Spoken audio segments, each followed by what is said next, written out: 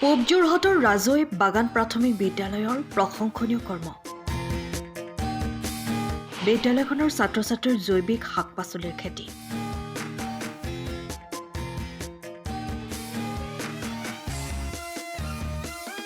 বাগিচা অঞ্চলৰ 200ৰো অধিক ছাত্ৰ-ছাত্ৰী থকা বিদ্যালয়খন অঞ্চলটোৰ ভিতৰত আগশাৰীৰ বিদ্যালয়ৰূপে প্ৰতিষ্ঠিত। পূব যোৰহাটৰ ৰাজৈ প্ৰাথমিক বিদ্যালয়খন যোৰহাট জিলাৰ এখন আগশাৰীৰ বিদ্যালয় হিচাপে প্ৰতিষ্ঠা লাভ কৰিবলৈ সক্ষম হৈছে। এই বিদ্যালয়খনে বাগিচা অঞ্চলৰ 204 গৰাকী ছাত্ৰ-ছাত্ৰী আৰু 10 গৰাকী শিক্ষক-শিক্ষয়িত্ৰীৰে এখন সুশৃংখলিত বিদ্যালয় হিচাপে শিক্ষাৰ দিশটো আগবঢ়াই দিবলৈ প্ৰচেষ্টা অব্যাহত ৰাখিছে। ৰাজৈ বাগান প্ৰাথমিক বিদ্যালয় 2016 চনৰ পৰাই এখন জৈৱিক শাকনি বাৰী স্থাপন কৰি বৰ্তমানলৈকে নিয়মিতভাৱে শাক-পাচলি উৎপাদন কৰে। এই শাকনি বাৰীৰে বিদ্যালয়ৰ মধ্যাহ্ন ভোজনত গুৰুত্বপূৰ্ণ ভূমিকা আগবঢ়াইছে। সম্পূৰ্ণ চাহ জনগোষ্ঠীৰ ছাত্ৰ-ছাত্ৰীয়ে শিক্ষা গ্ৰহণ কৰা অতি অনগ্ৰসৰ আৰু নিৰক্ষৰসকলক বিদ্যালয়খনৰ কৰ্মৰাজিয়ে আকৰ্ষিত কৰিবলৈ সক্ষম হৈছে। এই বিদ্যালয়খনত প্ৰধান কৃতি শিক্ষক নিৰঞ্জন ভূঞাই জানিবলৈ দিয়া মতে বহুকেইটা বঁটা লাভ কৰিবলৈ সক্ষম হৈছে। 3 বছৰ বিদ্যালয় পৰিচালনা সমিতিৰ শ্ৰেষ্ঠ বঁটা, যোৰহাট জিলাৰ নিটেনচন গাৰ্ডেন বঁটা, শ্ৰমিক কল্যাণ দিৱস বঁটা লাভ কৰাৰ উপৰিও গুণোৎসৱসমূহত A গ্ৰেড পাই বিদ্যালয়খনে সুনাম কঢ়িয়াই আনিছে। বিদ্যালয়খনৰ চৌহদৰ আবাদী মাটিসমূহ সুন্দৰভাৱে সুৰক্ষিত কৰি বাৰিষা খৰালি দুয়োটা সময়তে ৰবি শস্য উৎপাদন কৰি ছাত্ৰ-ছাত্ৰীসকলক কৃষিকৰ্মৰ প্ৰতি আকৰ্ষিত কৰে। এই বিদ্যালয়খনৰ কম্পিউটাৰ শিক্ষাৰ বাবে ছাত্ৰ-ছাত্ৰীসকলৰ ডিজিটেল ক্লাছৰুমৰ বাবে শিক্ষামন্ত্ৰীয়ে 11,75,000 টকা অনুদান আগবঢ়াইছিল যদিও আজি পৰ্যন্ত বিদ্যালয়লৈ মুকলি কৰি দিয়া নাই। ইমেইল যোগে বিদ্যালয়ৰ ছাত্ৰ-ছাত্ৰীসকলে শিক্ষামন্ত্ৰীলৈ পঠিওৱাৰ পিছত শিক্ষামন্ত্ৰীয়েও ছাত্ৰ-ছাত্ৰীসকলৰ প্ৰতি সঁহাৰি জনাই 200ৰো অধিক শিক্ষাৰ্থী থকা বিদ্যালয় গৃহটি 9 ৰূপত সজাই দিব বুলি ছাত্ৰ-ছাত্ৰীসকলে আশাৰে বাট চাই ৰৈছে। বৰ্তমান ডিজিটেল যোগাযোগ মাধ্যম বিষয়ত ছাত্ৰ-ছাত্ৰীসকলে শিক্ষা আৰু অধ্যয়নত ব্যস্ত থকা দেখা গৈছে।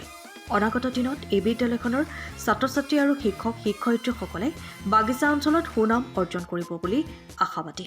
যোৰহাট শিক্ষাখণ্ডৰ অন্তৰ্গত ৰাজৈ বাগান প্ৰাথমিক বিদ্যালয়ৰ পৰিয়ালে আমি সম্পূৰ্ণ চাহ বাগিচা অঞ্চলৰ বৰ্তমান 204জন ছাত্ৰ-ছাত্ৰীয়ে আমাৰ বিদ্যালয়ত অধ্যয়ন কৰি আছে আৰু আমি এই ছাত্ৰ-ছাত্ৰীসকলৰ সৰ্বতোমুখী বিকাশৰ কাৰণে আমি অহৰহ চেষ্টা কৰি আছোঁ। তেওঁলোকৰ শাৰীৰিক বিকাশেই হওক, মানসিক বিকাশ হওক, তেওঁলোকৰ ক্ৰিয়েটিভিটি হওক বা তেওঁলোকৰ শৈক্ষিক ক্ষেত্ৰ, সাংখ্যিকতা আৰু সাক্ষৰতাৰ ক্ষেত্ৰতে হওক, আমি কেনেধৰণে তেওঁলোকক আগবঢ়াই নিব পাৰোঁ, তেওঁলোকক আগবঢ়াই নি তেওঁলোকৰ জৰিয়তে আমি এই ৰাজৈ অঞ্চলৰ চাহ বাগিচা অঞ্চলৰ আমাৰ দুখীয়া যিসকল বনুৱা মানুহৰ ছাত্ৰ-ছাত্ৰী যিসকল আছে তেওঁলোকক যাতে সুশিক্ষাৰে শিক্ষিত কৰি ভৱিষ্যতৰ সমাজখন আগবঢ়াই নিবৰ কাৰণে আমি যৎপৰোনাস্তি চেষ্টা কৰি আছোঁ। আমাৰ লগত আমাৰ বিদ্যালয়ৰ বৰ্তমান কৰ্মৰত আমি 10জন শিক্ষক-শিক্ষয়িত্ৰী আছোঁ।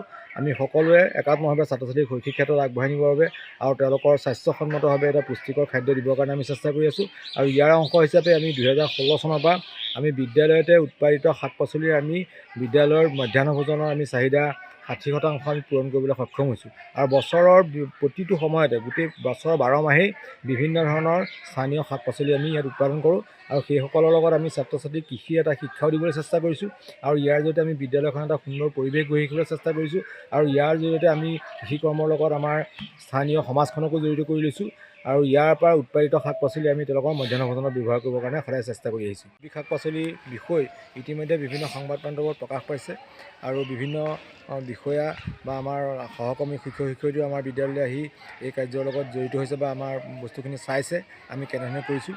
আমি শেহতীয়াকৈ আমাৰ অসম কৃষি বিশ্ববিদ্যালয়ৰ অন্তৰ্গত কৃষি বিজ্ঞান কেন্দ্ৰ কলিয়াপানীৰ তৰফৰ পৰা এই বছৰ আমি আমাৰ যিখিনি শস্যৰ যিখিনি বীজ সেই বীজখিনি তেখেতসকলে যোগান ধৰিছে। আমাৰ কবি ছিজনত তেওঁলোকে বীজ দিছিলে, এতিয়া শেহতীয়াকৈ কালি পৰহি আকৌ আমাক বীজ দি থৈ গৈছে। জিকা, দাংবডি, আপোনাৰ ভেন্দি এনেকুৱা ধৰণৰ বীজখিনি দি গৈছে আৰু তেখেতসকলে আমাক কাৰিকৰীভাৱে এটা তেওঁলোকে আমাৰ লগত সহযোগিতা আগবঢ়াই আছে।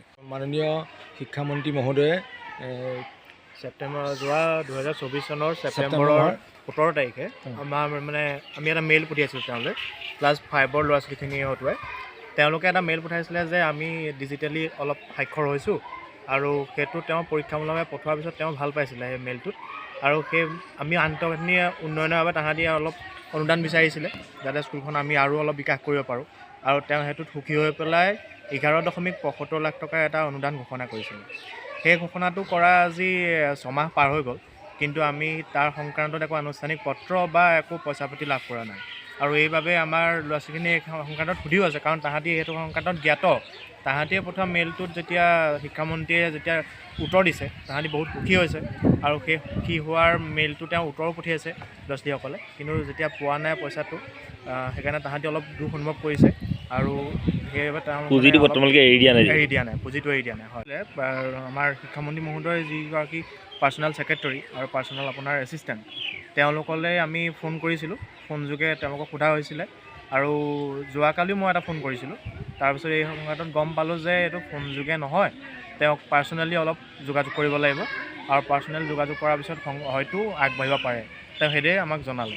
এখন একমাত্ৰ বিদ্যালয় নি যিখন বিদ্যালয় অনুদান পাইছে এই অঞ্চলত? হয়, আমাৰ মানে একমাত্ৰ বিদ্যালয় হয়তো ক'ৰবাত পাইছে, কিন্তু ক্লাছ 5ৰ ল'ৰা ছোৱালীয়ে যেতিয়া মেইল এটা পঠিয়াইছে, তেওঁ সুখী হৈ পেলাই এইটো আচলতে দিছিলে অনুদানটো। এইটো ডিজিটেল হেৰি?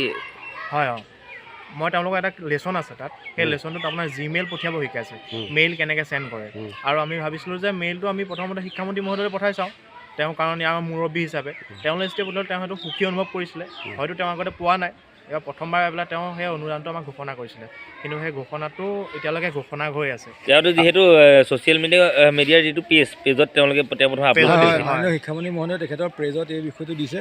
আমি এই বিষয়টোলৈ খুব গৌৰৱান্বিত, আৰু আমাক বিভিন্নজনে এই সন্দৰ্ভত যোগাযোগ কৰিছে যে মাননীয় শিক্ষামন্ত্ৰী মহোদয়ৰ দৃষ্টিত যোৰহাট জিলাৰ ৰাজীৱ গাৰ্ডেন প্ৰাথমিক বিদ্যালয়খন পৰিছে, আৰু তেখেতৰ নিজৰ টুইট কৰিছে আৰু তেখেতৰ ফেচবুক পেজতো দিছে।